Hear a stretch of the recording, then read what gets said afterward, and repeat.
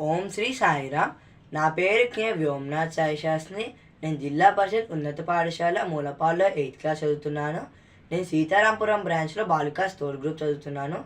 ఇప్పుడు నేను సాయి గాయత్రి ఎలా ఉద్భవించింది, దాని యొక్క విశిష్టత గురించి మీకు ఇప్పుడు చెప్పబోతున్నాను. 1977 డిసెంబర్ 24 క్రిస్మస్న స్వామి బృందావనంలో ఉన్నారు. ఇప్పటి త్రయ్యే అప్పటి పాత బృందావనము. స్వామి ఒకసారి గండికోట సుబ్రహ్మణ్య శాస్త్రి గారిని పిలిపించి ఆయనని మాట్లాడమన్నారు. సుబ్రహ్మణ్య శాస్త్రి గారి విశిష్టత ఏమిటంటే వేదాలను పలకడంతో పాటు దాని యొక్క అర్థం కూడా తెలుసును. ఆయనని స్వామి చెప్పమని అనగానే ఆయన ఒకటి ఆలోచించాడు. స్వామియే వేద స్వరూపము, స్వామి ముందు నేను ఎలా మాట్లాడగలను అని అనుకుని నేను మాట్లాడలేను అని అంటారు. కానీ స్వామి మాట్లాడమంటారు. ఇంకా తప్పదు అనుకుని స్వామి వైపుకు తిరిగి స్వామి కళ్ళల్లో కళ్ళు పెట్టి చూస్తున్నారు. అప్పుడు స్వామి అనుగ్రహంతో శాస్త్రి గారి మనసులో సాయి గాయత్రి ఉద్భవిస్తుంది. అలాగా ఆయన సాయి గాయత్రి మంత్రాన్ని పలుకుతారు. అప్పుడు ఆయన ఒక మాట అంటారు, ప్రతి మంత్రానికి ఒక ఋషి ఉన్నారు కదా, ఈ మంత్రానికి కూడా ఒక ఋషి ఉంటే బాగుంటుంది, ఆ ఋషిని నేను కావచ్చా అని స్వామిని అడుగుతున్నారు.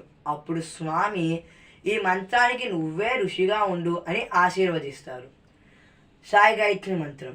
ఓం సాయీశ్వరాయ విద్మహే సత్యదేవాయ ధీమహి తన్న సర్వ ప్రచోదయాత్. ఓం శాంతి శాంతి శాంతి. సాయి గాయత్రి మంత్రం యొక్క విశిష్టత. సత్యసాయి అనే మంత్రంలో అందరూ దేవతలు ఉంటారు. సత్యసాయి అని పలుకుతే అందరి దేవతలను పలికినంత పుణ్యం లభిస్తుంది. సత్య సాయి ఈ 2 పదాలు మనకు సాయి గాయత్రిలో ఉంటాయి. మనం ఆ ఒక్కొక్క దేవతకు ఒక్కొక్క మంత్రం ఉంటుంది. మనం ఆ దేవత యొక్క మంత్రాన్ని జపిస్తున్నప్పుడు ఒక చిత్రకారుడు చిత్రంలో శిల్పి చెక్కిన శిల్పంలో ఉన్నట్టు మనం ఊహించుకుంటూ ధ్యానం చేయాలి.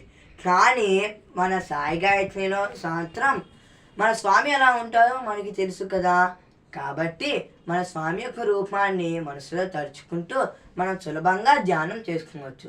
సాయి గాయత్రి మంత్రానికి మరొక విశిష్టత ఉంది. సాయి గాయత్రి మంత్రాన్ని 3 భాగాలుగా విభజించారు. 8 అక్షరాలుగా 3 ఎముదులుగా విభజించారు.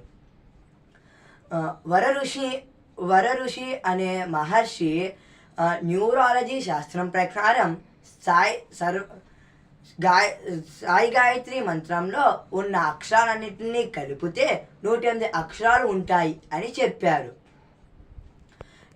ప్రతి ఒక్క దేవత మంత్రంలో చివరి వాక్యంలో మనం ఏ దేవతనైతే పూజిస్తామో ఆ దేవత యొక్క వాక్యం వస్తుంది. కానీ మన సాయి గాయత్రిలో మాత్రం సాయి బదులు సర్వ అనే పదం వస్తుంది. సర్వ అంటే సచ్చిదానంద స్వరూపము. ఎటువంటి గుణము లేని ఆ బ్రహ్మస్వరూపము ఏదైతే ఉన్నదో అది సచ్చిదానంద స్వరూపము అని తెలుస్తోంది. సాయి అంటే సచ్చిదానంద స్వరూపము అని అర్థం. కాబట్టి అందుకే మనమందరం సాయి గాయత్రిని జపిస్తే సర్వదేవతలను జపించినంత ఫలితం లభిస్తుంది. కాబట్టి మనమందరం సాయి గాయత్రిని జపించాలి. ఓం శ్రీ సాయిరామ్.